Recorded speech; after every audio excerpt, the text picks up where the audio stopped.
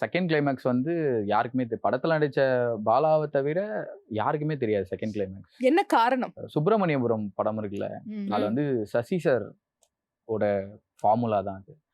அவர் ஒரு இன்டர்வியூல சொல்லியிருக்காரு. அப்புறம் நெறைய பேர் சொல்லி நான் கேள்விப்பட்டிருக்கேன். அவரு கிளைமேக்ஸ வந்து ஜெய்க்கும், ஹீரோயினுக்கும் சொல்லவே இல்லையாம். ஆமா. அதனால ஹீரோயின் கூட கோச்சுக்கிட்டாங்க. சொல்லவே ஆமா. இல்ல. ஏன் சொல்லலன்னும்போது கான்ஷியஸ் ஆயிடுவாங்க. அந்த ஒரு ஒரு ஒரு ஒரு ஆர்டிஃபிஷியல் அதுக்குள்ள வந்துரும். அதனால தான் நாங்க சொல்லல அப்டின்னும்போது, எனக்கு அத வந்து தேவைப்பட்டுச்சு இதுக்குள்ள.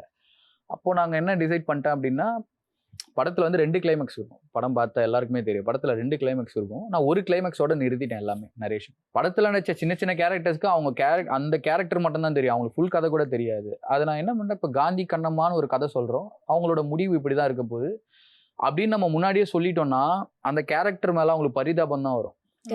இப்போ பாலாக்கும் சரி, பாலா கூட நடிச்சவங்க, இப்ப பாலா சக்திவேல் சார் அடிக்கிறவங்களா இருக்கட்டும், இந்த காந்திய கலாய்க்கிறவங்க, அந்த படத்துல இவ்வளவு கேரக்டர்ஸ் இருக்குல்ல, ஐயையோ இது பாவமேன்னு அவங்க நினைச்சிட்டாங்கன்னா, ஏதோ ஒரு இடத்துல சப்கான்சியஸா அவங்க அது எக்ஸ்பிரஸ் பண்ணிருவாங்க.